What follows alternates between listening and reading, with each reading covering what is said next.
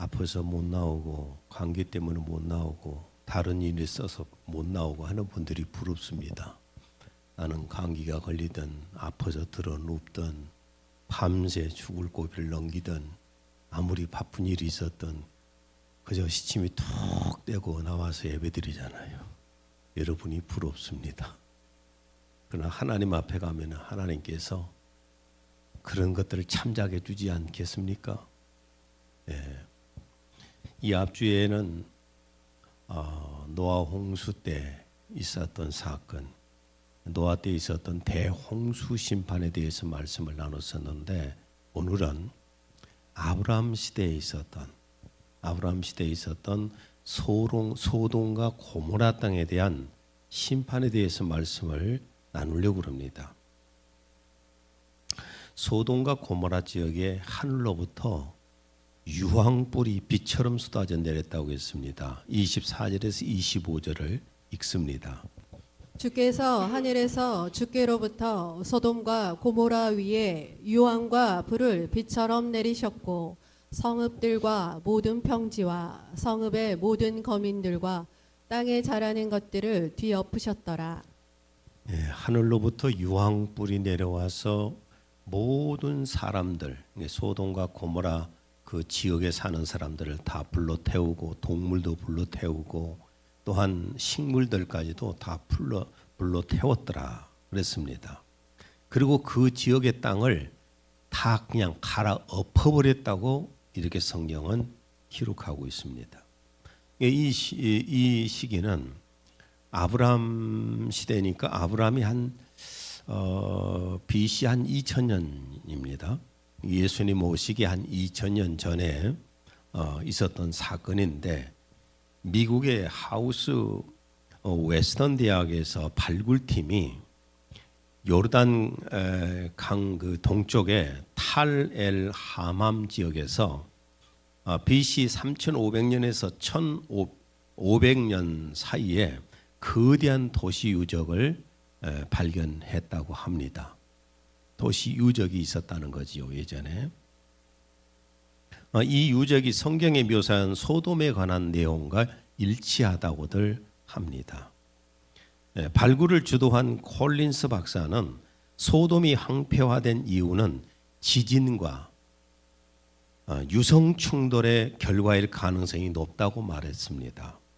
그리고 또 탄소 연대 측정을 연구하는 사람들은 BC 2500년 시기에 운석이 공중에서 폭발해서 이 소돔과 그 인근에 살던 모든 문명이 멸망했을 것을 제기했습니다. 그 이후로는 갑자기 모든 구조물들의 진흙벽이 무너져서 토대만 남았었고, 그리고 또한 높은 고온 속에서, 초고온 속에서 생성들은 그 도자기 표면처럼 유리가 된 지르콘의 결정이 발견됐다고 합니다. 그리고 운석 충돌의 결과로 끌어올라서 이 지역을 소금밭으로 초토화시켰다고 그렇게 연구 결과를 발표했습니다. 그리고 그 이후 소돔과 고모라 땅의 심판이 있은 이후 600여 년간 이 근방에서는 어떠한 농경의 흔적도 보이지 않았다고 합니다. 농사를 지은 적이 없다고 말이죠. 거대한 운석이 대폭발해서 도시를 덮었다면은 그야말로 하늘에서 유황불이 쏟아지는 광경이 있을 것으로 예측합니다. 물론 어떤 사람들은 화산 폭발과 지진으로 인해서 소돔과 고모라가 멸망했다고 말하기도 합니다. 근데 오늘 우리가 알아야 할 것은, 우리 인간이라고 하는 것은 어떤 면에서 보면 대단한 존재인 건 사실입니다. 하나님의 형상대로 만들어진 대단한 존재들이 그 지식이 날로 쌓여져 가잖아요. 인간의 지식이 날로 쌓여져 가서 지금은 AI 시대라고 합니다. AI 시대가 되었고, 또 인간의 그 지식이 쌓여져 가면서 과학이 발달을 해서 지금은 뭐 우주선을 우주로 보내는 정도로 이렇게 발전된 세상에서 우리가 살고 있는 것은 분명합니다. 그러나 인간이 아무리 대단하고 대단하게 보여도요. 자연재해 앞에서는 속수무책입니다. 자연재해 앞에서는 인간의 무능함과 인간의 초라함을 그냥 그대로 보여줍니다. 한번 우리가 사진들도 좀 보고 이제 그랬으면 좋겠는데, 중국의 스촨성이라고 대지진이 아마 기억날 거예요. 계속해서 지진이 지금 이어오고 있는데 2008년 8.0의 지진으로 인해서 이 지역의 약 80%의 건물이 순식간에 무너졌고 약 10만 명이 죽었습니다. 사진 한번 봐보세요. 이 대재앙 앞에서 인간이 뭘 해내겠습니까? 인간은 아무것도 할 수 없어요. 그저 엎져서 울고만 있을 뿐이지 인간의 한계를 느끼잖아요, 여기서. 그리고 또 2004년에 9.0의 강진 지진파로 인해서 인도네시아 스마트라 섬 기억나지요? 그 쓰나미로 인해서 약 20만 명이 사망을 했습니다. 사진을 한번 봐보세요. 저런 자연재해 앞에서 우리 인간에 무슨 지식이 필요하고 과학이 필요하고 뭐 얼마나 활용이 되겠어요. 그 다음에 일본도 여러분 기억나는 거 있죠? 일본의 2011년도에 그 대지진과 쓰나미, 어마어마 2만 명 이상의 사람이 사망을 했습니다. 인간은 굉장히 무력한 존재라는 것에 불과합니다. 이런 대지진 앞에서 볼 때, 또 어떤 화산 폭발이나 이런 데 앞에서 볼 때 말이에요. 이탈리아의 폼페이 도시는 로마 제국의 권력자들의 최고의 유흥지였습니다. 그 폼페이 제국, 폼페이의 그 멸망에 대해서도 우리는 많이 들어서 잘 압니다. 이곳에는 소아성애자들과 그 다음에 동성애자들이 굉장히 많았다고 그래요. 그래서 성적 타락이 최고조되었던 도시였다고 그러는데, 그런데 서기 79년에 베수비오 화산 폭발로 인해서 18시간 만에 화산재로 완전히 덮여버렸습니다. 1748년부터 폼페이 발굴이 시작되어서 지금 세계 유명한 관광지가 되었습니다. 그런데 발굴된 것들이 이제 한번 화석들이 발굴된 것들이 있는데 한번 사진 한번 봐보세요. 이제 다시 뭐 복원해 보려고 애를 썼는데 또 하나 보세요.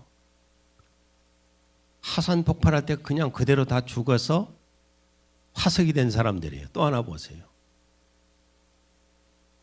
이렇게 인간은 이런 어떤 대재앙 앞에서 어떤 능력을 발휘하지도 못합니다.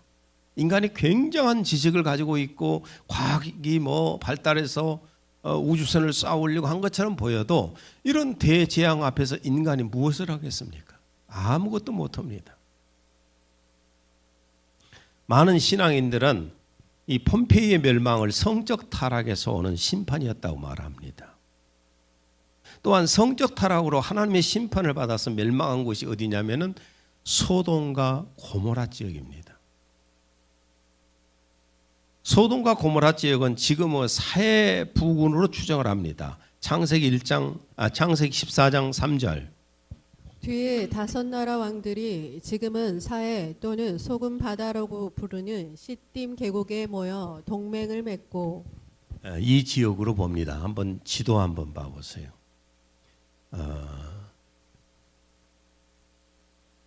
이쪽 지역, 중동 지역에 대해서 지도를 종종 보신 분들은 어딘지 대충 아실 겁니다. 이스라엘과 요르단 그 밑에 쪽에가 이제 사해 바다가 있잖아요. 그 지역, 이런 지역이다 이렇게 봅니다. 소돔과 고모라 지역은 심판받기 전에, 이렇게 멸망당하기 전에는 굉장히 아름답고 초지가 무성한 비옥한 땅이었다고 합니다. 창세기 13장 10절. 롯이 눈을 들어 요단의 온 평지를 바라보니 어느 곳이나 물이 넉넉하더라.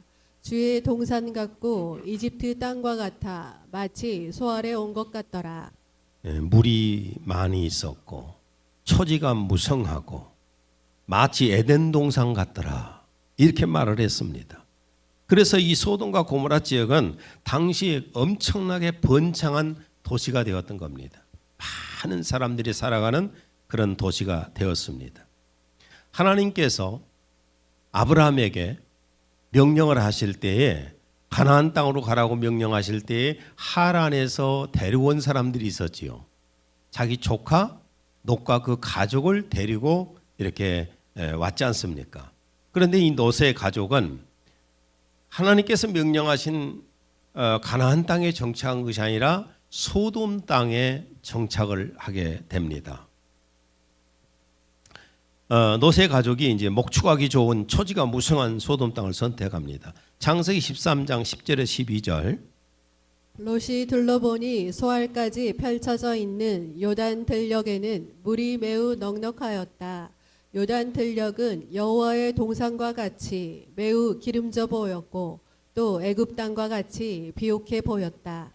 그래서 롯은 이러한 요단 들녘에 마음이 끌려 요단 들녘을 차지하기로 하고 동쪽으로 옮겨갔다. 롯은 요단 들녘에 있는 여러 성읍을 돌아다니다가 소돔 가까이에 자리 잡게 되었다. 롯은 하나님으로부터 직접 어떤 가나안 땅으로 가라는 명령을 받지 않았기 때문에 아브라함은 그 명령을 받아서 가나안 땅에 정착을 하지만은 롯은 눈에 보기에 좋은 곳으로 선택한 거지요. 먹고 살기에 좋게끔 부자로 살 수 있고 문화를 누릴 수 있는 이런 곳을 선택해서 간 것이 롯은 소돔 땅을 선택해서 갔습니다. 그때 이 소돔은 굉장히 큰 도시였기 때문에 경제적으로 문화적으로 성장한 아주 발전한 그런 도시였습니다. 그때 이 소돔과 고모라의 인구는 어느 정도 살고 있었을까? 어떤 학자들은 몇천 명 정도였을 것이다 라고 말하지만은 또 어떤 학자들은 4만 명 이상이었을 것으로 봅니다. 4만 명에서 한 10만 명 정도가 그 소돔 지역에는 살고 있었을 것이다 이렇게 보기도 합니다. 특히 경제적인 발전, 문화적 발전 때문에 성적인 범죄가 매우 심각했습니다. 여러분 경제적으로 발전하고 문화적으로 발전한 것이 좋은 것처럼 보이는 면도 있지만은 굉장히 영적으로는 타락합니다. 성적으로 문란하게 그지없이 타락해 가는 것이 보통 세계 역사 속에서 우리가 보고 있지 않습니까? 그 중에서도 동성애가 매우 심각했습니다. 본래 이름은 이 소돔 지역의 이름은 본래 이름은 다른 이름이었을 것입니다. 그러나 이 동성애가 워낙 심해지니까 소돔이라고 그럽니다. 그러니까 다른 성관계를 얘기하는 겁니다. 이런 도시가 되었던 겁니다. 그래서 하나님께서 심판을 하신 거예요. 소돔과 고모라를 심판하시기 전에 하나님께서는 롯의 가족을 구원하십니다. 롯의 가족을 구원하셨는데 롯의 가족을 왜 구원하셨을까? 이 심판의 불구덩이 속에서 롯의 가족을 구원하신 이유가 뭘까? 이것도 우리 신앙생활에 큰 도움이 되지 않겠어요? 베드로후서 2장 6절에서 8절. 소돔과 고모라 성을 멸망하기로 정하여 제가 되게 하사 후세에 경건하지 아니할 자들에게 본을 삼으셨으며 무업한 자들의 음란한 행실로 말미암아 고통당하는 의로운 롯을 건지셨으니 이는 이 의인이 그들 중에 거하여 날마다 저 불법한 행실을 보고 들으므로 그 의로운 심령이 상함이라. 하나님께서 롯의 가족을 구원하신 것이 첫 번째가 뭐냐면은 롯의 롯은 하나님을 믿는 믿음의 의인이었기 때문입니다. 여러분 의인이라고 할 때는 절대적 의인이라고 할 때는 하나님만이 의로우시잖아요. 그리고 우리가 상대적 의를 말할 때에는 또한 사람과 사람과의 관계에서 또 누가 더 의로우냐에 따라서 의인이라고 그러잖아요. 그리고 여기서 보는 의인은 뭐냐면은 하나님을 믿는 믿음 때문에 의라고 봐주신다는 거예요. 그런 의인이었어요. 롯은 하나님을 믿는 사람이었기 때문에 동성애자들의 범죄를 보고 심히 괴로워했다는 겁니다. 하나님을 믿는 사람이라면은 동성애를 하지를 않아야 합니다. 뭐 이제 젊은 사람들도 있으니까 이걸 좀 짚고 넘어갈 필요가 있는데, 여러분 동성애 마음이 들어오잖아요. 요즘 교육은 워낙 그런 것을 많이 가르치기 때문에 동성애 마음이 들어오면은 하나님의 자녀들은 그것을 억누르고 하나님 앞에 치유받기를 위해서 기도해야 됩니다. 그래서 동성애 자체가 내 속에 들어오지 못하게 만들어야 돼요. 하나님께서 성범죄 중에서 가장 추하고 악하게 보는 것이 뭐냐 하면은 이 동성애입니다. 그 이유는 성적 범죄의 가장 마지막 단계가 동성애이기 때문입니다. 인간의 성적 타락의 마지막 단계가 동성애 단계예요. 로마서 1장 26에서 27절. 하나님께서 그들을 수치스러운 욕정에 내버려 두셨으니 심지어 여자들까지도 순리대로 쓰는 것에서 순리를 거역하는 것으로 바꾸었음이라. 마찬가지로 남자들도 여자들을 순리대로 쓰는 것에서 벗어나 서로 음욕이 부릿듯하니 남자들이 남자들과 더불어 부끄러운 일을 행하여 그들의 그릇 때문에 상당한 보응을 자기 자신들에게 받았느니라. 우리가 성경 구절을 이런 구절을 읽을 때도 좀 부끄럽잖아요. 별로 읽고 싶지 않잖아요. 이게 바로 소돔의 범죄였어요. 나중에 로마 시대에도 이런 범죄들이 계속 되었지만은 구약 율법에는 동성애는 반드시 동성애자는 사형을 하라고 했습니다. 레위기 20장 13절. 어떤 남자가 여자와 동침하듯 남자와 동침하면 그들은 가증한 짓을 행한 것이니 그들을 반드시 죽일 것이며 그들의 피가 그들 위에 있으리라. 이렇게 하나님께서 말씀하셨기 때문에 우리 그리스도인들은 동성애를 해서도 안 되지만은 동성애 마음이 들어오면 어떡하라고요? 하나님 앞에 기도하면서 치유받아야 된다고요. 하나님이 창조하신 정상적인 삶을 살아야지 자꾸 엇나가게 삶을 사는 것은 사탄이 이용하는 거예요. 이게 롯은 하나님을 믿는 믿음의 의인이었기 때문에 이 동성애 하는 자들을 보고 심히 괴로워했다는 겁니다. 하나님을 믿는 믿음의 의인이었기 때문에 하나님께서는 롯의 가족을 구원하신 겁니다. 그 다음에 두 번째 하나님께서 롯의 가족을 구원하신 것은 아브라함의 중보기도 때문에 롯의 가족을 구원하셨습니다. 하나님께서 소돔을 심판하시기 전에 먼저 아브라함을 만나셨습니다. 그때 아브라함이 하나님 앞에 의문을 제기합니다. 18장 23절에 24절. 아브라함이 가까이 다가가서 말씀드리기를 주께서 의인들을 악인들과 더불어 멸하려 하시나이까. 혹시 그 성읍 안에 50명의 의인이 있다면 주께서는 멸하시고 거기에 있는 50명의 의인들을 위하여 그곳을 남겨두지 않으려 하시나이까.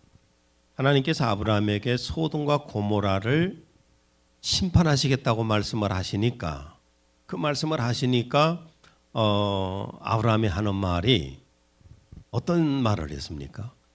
소돔 그쪽에서 의인이 50명만 나온다면은 심판을 하시겠습니까? 라고 질문을 한 겁니다.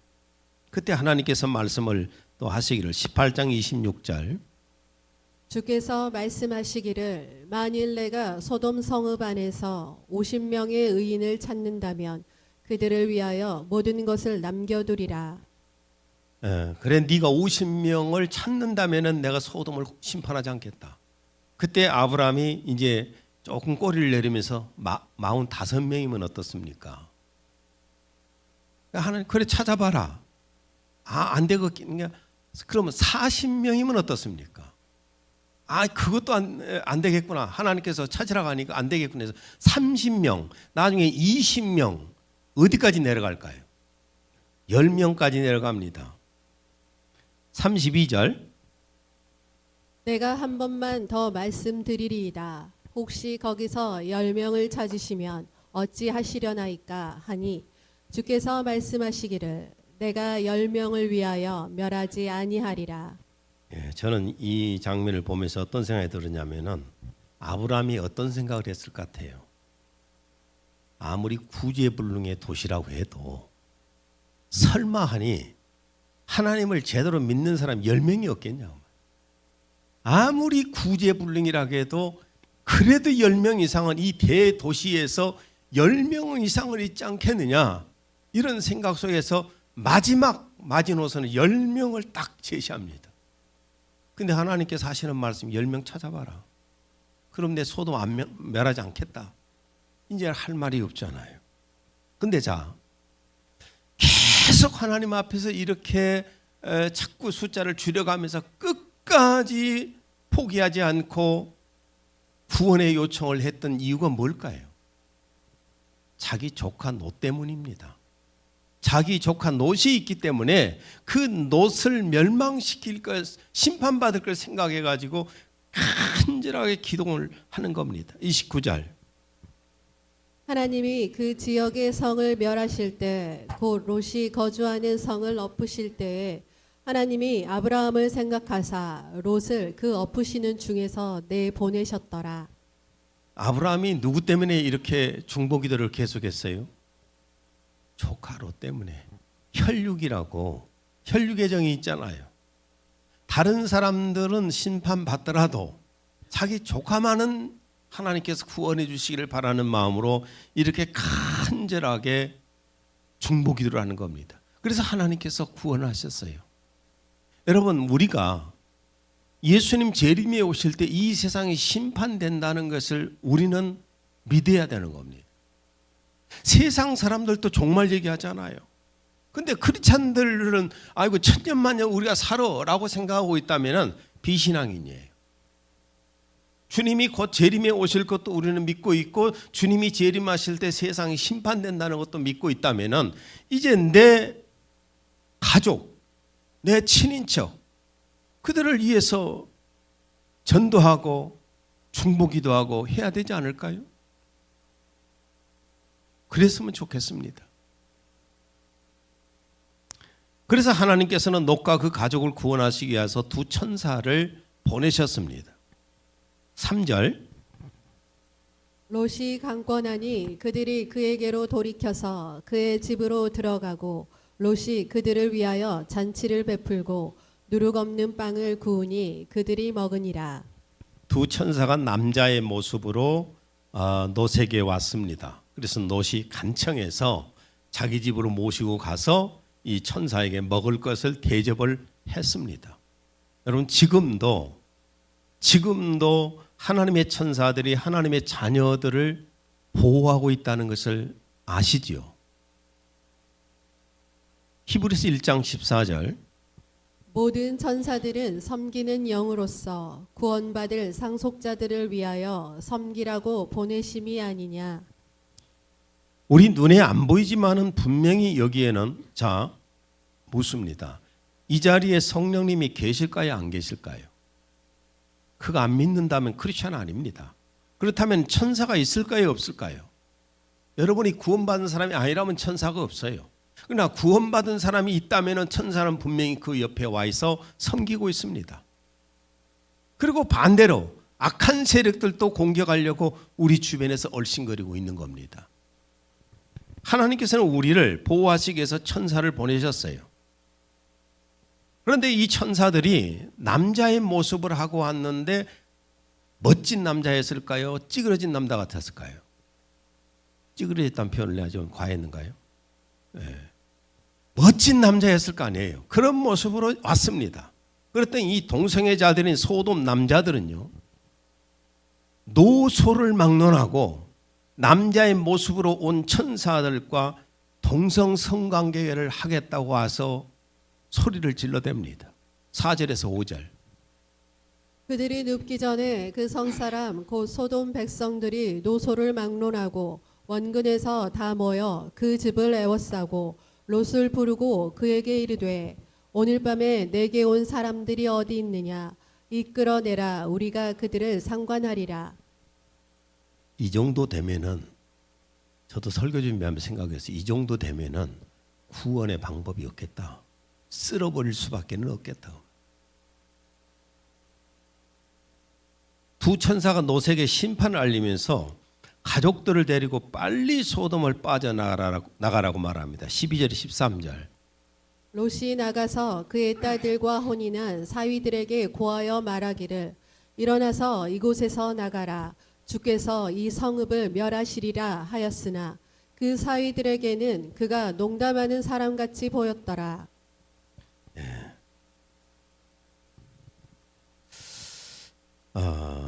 하나님께서는 천사까지 보내셔서 롯의 가족을 지금 구원하시려고 생각해서 계속 말씀을 전해줬고, 지금은요 눈에 보이지 않는 천사를 통한 것이 아니라 눈에 보이는 하나님의 종들을 통해서요 멸망을 계속해서 전하는 겁니다.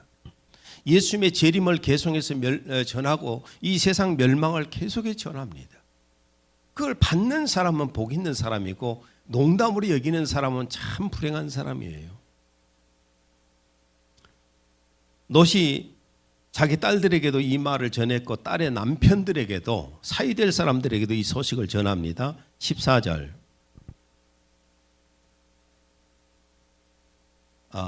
조금 전에 12절에 13절을 안 읽고 글 읽었습니까? 네. 자, 사위들이 어땠어요?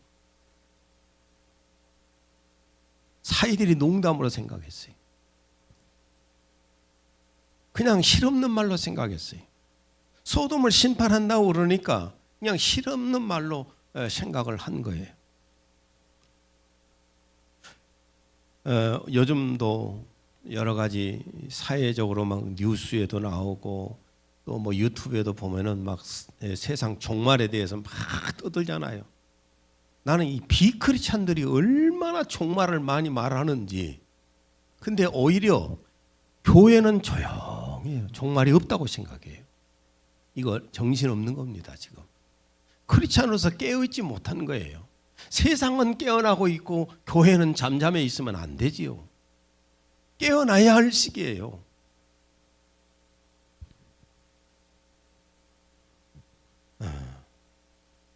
롯과 그 가족이 아침이 될 때까지 주저하고 있었습니다. 15절. 아침이 밝아오니 천사들이 롯을 재촉하며 말하기를 일어나서 내 아내와 여기에 있는 내 두 딸을 데리고 가라. 그래야 내가 성읍의 죄악 속에서 소멸되지 않게 되리라 하더라.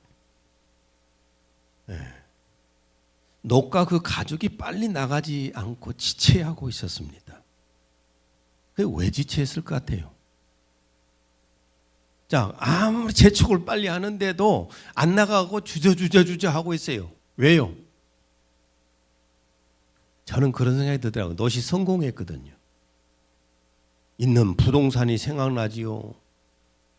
저축해 놓은 통장이 있지요. 적금 통장이 있지요. 은행에다 다 해놨잖아요. 내 돈이 하나도 없어. 다 은행에 가 있고 부동산에 가 있고 다 그러잖아요. 보험에 가 있고 내가 가지고 있는 건 아무것도 없어요. 여러분 기억하세요. 내 것은 무엇만이 내 것인 줄 아세요? 내가 쓴 것만 내 것이에요. 아시겠어요? 내가 쓴 것만이 내 것이지 놔두고 있는 부동산도 내 것 아니고 보험도 내 것 아니고 저축해 놓은 것도 내 것 아니고 적금 넣은 것도 내 것 아니고 다 그건 남의 것이요. 근데 그것 때문에 매달렸을 것 같아요. 주저주저 했을 것 같아요. 못 나가고. 그러자 선사들이 급하게 롯의 가족의 손을 잡고 성 밖 끌고 나갑니다. 16절. 롯이 머뭇거리고 있을 때 그 사람들이 그의 손과 그의 아내의 손과 그의 두 딸의 손을 잡았고 주께서 그에게 자비를 베푸시어 그를 인도하여 성읍 밖에 두시니라. 주님 오실 때에 부활되어 가는 것 거부하는 사람 없기를 바랍니다. 너무 재산이 많아서 너무 통장에 돈이 많아서 그렇죠? 저축해 놓은 건 다 재산이 누구 거죠? 은행 것이요. 그죠? 부동산은 다 누구 것이에요? 정부 것이요. 17절. 그 사람들이 그들을 밖으로 이끌어낸 후 그가 말하기를 내 목숨을 위하여 도피하라. 내 뒤를 돌아보거나 어떤 평지에도 머무르지 말고 산으로 도피하라. 그래야 소멸되지 않으리라. 노세 가족이 도망간 후에 이제 그 소돔에서 피한 후에 하나님께서 심판을 하셨는데 24절에 25절. 그때 주께서 하늘에서 주께로부터 소돔과 고모라 위에 유황과 불을 비처럼 내리셨고 성읍들과 모든 평지와 성읍의 모든 거민들과 땅에 자라는 것들을 뒤엎으셨더라. 지금도 성지 순례를 가신 분들 얘기를 좀 들어보니까 저는 그쪽에 가서 요르단 쪽을 안 갔어요. 사해 건너 쪽을 제가 안 가봤습니다. 근데 그쪽을 이렇게 그 성지 순례하고 온 분들 얘기 들어보면 아직도 유황 냄새가 난다는 거예요. 서로 처음에는 그 목사님들이 성지 순례 갔다가 서로 얘기를 했대요. 아니 혹시 가스 품은 거 아니냐고. 아니 방국경 아니냐고. 난 그런 적이 없는데 서로 그랬대요. 가스 냄새가 유황 냄새가 지금도 나더라는 겁니다. 저는 거기를 가보지는 못했습니다. 그런데 하나님께서 심판을 하신 것이라 지금도 거기에는 사해바다의 말 그대로 죽은 바다. 소돔과 고모라의 가장 큰 죄가 무엇이냐? 동성애잖아요. 유다서 1장 7절. 소돔과 고모라와 또 그 같은 방식을 따르는 그 주위의 성읍들까지도 자신들의 음행에 내어주어 다른 육체를 따라가다가 영원한 불의 형벌을 받음으로 한 본보기가 되었느니라. 다른 육체를 따라갔다. 다른 성을 추구했다고 말해요. 남자가 남자를 그러니까 여자를 보고 음욕이 일어났다고 말해요. 이런 범죄로 인해서 하나님께서 소돔과 고모라 땅을 심판을 하셨습니다. 근데 지금 현대 사회가 소돔과 고모라와 같은 변해가고 있어요. 나는 참 이해할 수 없는 것 중에 하나가 뭐냐면은 아예 그냥 교단별로 동성애를 받아들이는 교단이 있잖아요. 기독교 안에. 또 미국 같은 경우에는 보세요. 동성애 반대했다가 그 교단에서 아웃됐어요. 목사가. 쫓겨났어. 동성애를 지지하라고. 지금 이렇게 변해버린 것이 기독교입니다. 나는 이 교회를 주님의 교회라고 보지는 않습니다. 아니 교회는 예수님 믿는 사람들이 있겠지만은 그 목사는 아니에요. 가짜예요. 이렇게 사회가 변해가는 그런 상황 속에서 보통 사람들은 어떠겠어요? 갤럽 조사에서 보니까 2024년 미국 국민 1만 4,100명을 대상으로 전화 인터뷰를 했습니다. 직접 만나서 물어보면 거짓말하니까 전화 인터뷰를 했는데 조사 결과 응답자의 85.7%가 이성애자라고 그랬어요. 정상적인 사람입니다. 그리고 나머지 약 14%가 양성애자와 동성애자들, 곧 성소수자들이었습니다. 이거 0몇 프로가 아니라 14%라니까. 14%라 하면 얼마나 이거 많습니까? 특히 10대 후반에서 20대까지 G세대, 우리는 Z세대라고 했는데 요즘 G세대라고 하대요. 이 G세대는 성소수자 비율이 아주 급증을 했습니다. 이 G세대의 성소수자 응답률은 22.7%나 나왔습니다. 그리고 갤럽에서 말하기를 젊은 세대일수록 성소수자가 높다고 분석했습니다. 왜냐하면 지금은 초등학교 때부터 이걸 가르치니까. 죄라고 가르쳐야 되는데, 비정상으로 가르쳐야 되는데 정상인 것을 가르쳐요. 그러면 예수님의 재림 시기가 가까워질 때 이런 현상이 나타나는 겁니다. 예수님 재림 시기가 되면은 소돔과 고모라 때와 같이 거의 같아진다고 경고하십니다. 누가복음 17장 28절에 30절. 롯의 때와 같으리니 사람들이 먹고 마시고 사고 팔고 심고 집을 짓더니 롯이 소돔에서 나가던 날에 하늘로부터 불과 유황이 비오듯하여 그들을 멸망시켰느니라. 인자가 나타나는 날에도 이러하리라. 무서운 게요. 심판이 단계적으로 이렇게 진행돼가면 사람들이 깨달을 수도 있는데 한 번에 쏟아져 버리기 때문에 소돔 고모라 땅의 사람들이 심판의 경고를 그렇게 받고도 역시 먹고 마시고 시집가고 장가고 집 짓고 날마다 놀고 보트 타고 뭐 이렇게 아닙니까? 이러다가 갑자기 심판이 닥친 것처럼 예수님 오실 때에도 그런다는 겁니다. 그 다음에 또한 노새철을 예를 들어서 준비하고 깨어있으라고 말씀하십니다. 26절. 롯의 아내는 그의 뒤에서 뒤를 돌아보았더니 소금 기둥이 되었더라. 롯의 아내는 무엇 때문에 도망가다가 뒤를 돌아봤을까요? 돌아보지 말라고 그랬는데 왜 돌아봤을까요? 조미아 집사님 왜 돌아봤을 것 같아요?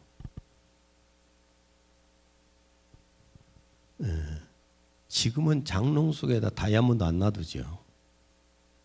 집에다 놔둔 다이아몬드도 생각이 날 것이고 집안에 있는 가구들도 생각났을 것이고 지금 같으면 그 많은 그 부동산 재산 그 금반지 목걸이 수많은 것들이 그 놔둔 것이 생각날 텐데 그것 때문에 돌아볼 수밖에 없잖아요. 아이고 내 재산 불타네.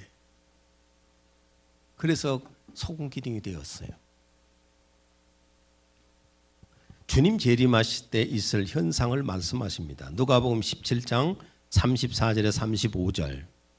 내가 너희에게 이르노니 그 밤에 둘이 한 자리에 누워 있음에 하나는 데려감을 얻고 하나는 버려둠을 당할 것이요 두 여자가 함께 맷돌을 갈고 있음에 하나는 데려감을 얻고 하나는 버려둠을 당할 것이니라.